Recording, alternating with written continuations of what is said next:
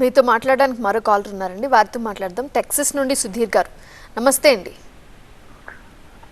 నమస్తే అన్న, నా పేరు జలగం సుధీర్, మాది కోదాడ నియోజకవర్గం. నేను కూడా మీరు మహేష్ అని ఇద్దరు కూడా నాకు బాగానే పరిచయం.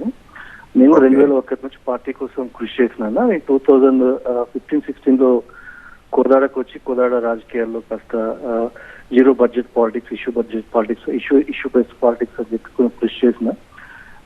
పార్టీ కోసం అండ్ అభివృద్ధి కోసం కష్టపడే వాళ్ళలో నేను కూడా మొదటి నుంచి ఉన్నా. దురదృష్టవశాత్తు కేటీఆర్ చుట్టుపక్కల ఒక బలమైన కోటరీ ఉండటం వల్ల మేము సరైన గుర్తింపు పొందలేకపోయినాం. తిరిగి నేను గత సంవత్సరం మళ్ళీ వెనక్కి అమెరికా రావాల్సి వచ్చింది. సో ఇంతకుముందు చాలా మంది కాలర్స్ చెప్తున్నారు, బయట వాళ్ళు వచ్చిండ్రు, వాళ్ళు వెళ్ళిపోతున్నారు, నిజమైన కార్యకర్తను పట్టించుకోవట్లేదు అని. నేను మీ దృష్టికి తీసుకొచ్చేది ఒకటే ముఖ్య విషయం ఏంటంటే, గత 22-23 సంవత్సరాలు మేము పార్టీ కోసం పనిచేసిన కనీస గుర్తింపు లేదు. కోటరీ వల్ల మేము చాలా అవమానాలు పడ్డామన్నా. సో ఇప్పటికైనా కేటీఆర్ గారు తన చుట్టుపక్కల కోటరీని మొత్తం ప్రక్షాళన చేసుకుంటే తప్ప యువతకు మంచి గుర్తింపు ఉండదు. పార్టీకి మళ్ళీ మంచి రోజులు రావాలంటే చుట్టూ ఉన్న కోటరీని ప్రక్షాళన చేయాల్సిన అవసరం ఉందని నేను భావిస్తున్నా. ఇది కైండ్ ఒక సజెషన్, ఎందుకంటే యాజ్ అన్ ఎడ్యుకేటెడ్ ఇంతకన్నా గట్టిగా చెప్పలేను కాబట్టి kindly take it as a suggestion అన్న. Thank you very much.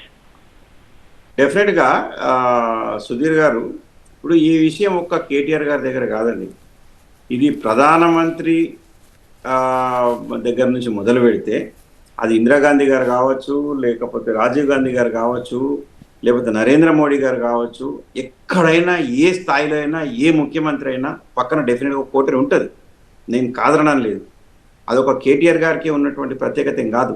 ప్రతి దగ్గర ఒక కోటరీ అనేది ఉంటుంది. చాలామంది ఆ కోటరీ వాళ్ళని ఇబ్బంది పడతారు. సుధీర్ గారు దాంట్లో మీరు ఒక బాధితులు కావచ్చు. ఈ విషయాలు బాధాకరం ఏంటంటే, ఈ విషయాలు చాలా మటుకు కేటీఆర్ గారి దగ్గరికి పోవు. సుధీర్ గారు వచ్చిండ్రు, సుధీర్ గారు కలవడానికి వచ్చిండు, పాపం తన అమెరికా నుంచి తన ఉద్యోగాన్ని వదిలేసి తెలంగాణ ఉద్యమంలో పనిచేసి అమెరికాలో కూడా తన తెలంగాణ కళ సాకారం కావాలని చూసి మళ్ళీ అక్కడి నుంచి తన ఉద్యోగాన్ని వదిలేసి తెలంగాణలో వచ్చి తెలంగాణ సాధనలో నేను ఏదో పనిచేయాలా, డెవలప్మెంట్ కోసం నేను పనిచేయాలనే ఒక సంతోషంతో ఒక కృషితో వచ్చిందనేటటువంటి విషయాన్ని కేటీఆర్ గారి దాకా పోని సంఘటనలు చాలా ఉంటాయి. కాకపోతే అక్కడ మిస్అండర్స్టాండింగ్స్ వస్తాయి. మీరు అన్నమాట వాస్తవం.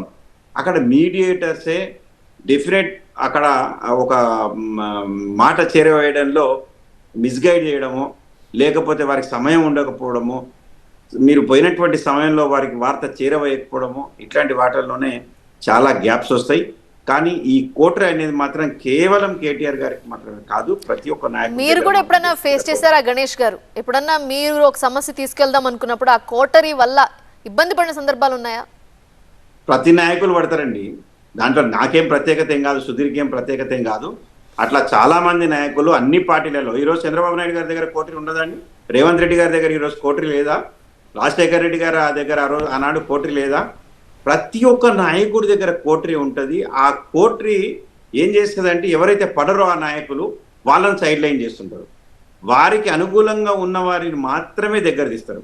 ఈరోజు నేమ గారు ఈరోజు ముఖ్యమంత్రిగా ఉన్నటువంటి రేవంత్ రెడ్డి గారికి కోటరీ లేదా అండి? వాళ్ళందరి దగ్గర తీస్తుండ్రా? అందులో వర్గాలు లేవా?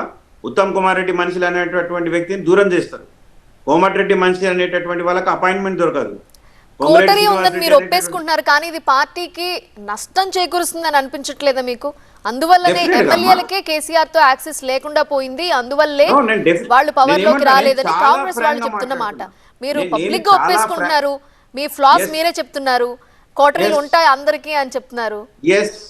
నేను అదే చెప్తున్నా కదా, ఫ్రాంక్ గా చెప్తున్నా, అక్కడ కోటరీ లేదు, ఇది సుధీర్ గారు చెప్పే మాట అబద్ధము, ఇది నువ్వు అబద్ధం ఆడుతున్నావు అని చెప్పి నేను చెప్పట్లే, నువ్వు చెప్పింది నిజం.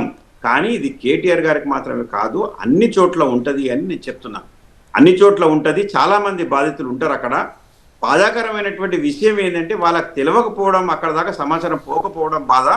డెఫినెట్గా సుధీర్ గారు ఈరోజు నాతో మాట్లాడినటువంటి విషయం, టెక్సాస్ నుంచి కాల్ చేసినటువంటి విషయం, నేను కేటీఆర్ గారిని కలిసినప్పుడు డెఫినెట్గా వారి దృష్టికి మాత్రం నేను తీసుకొని పోతాను.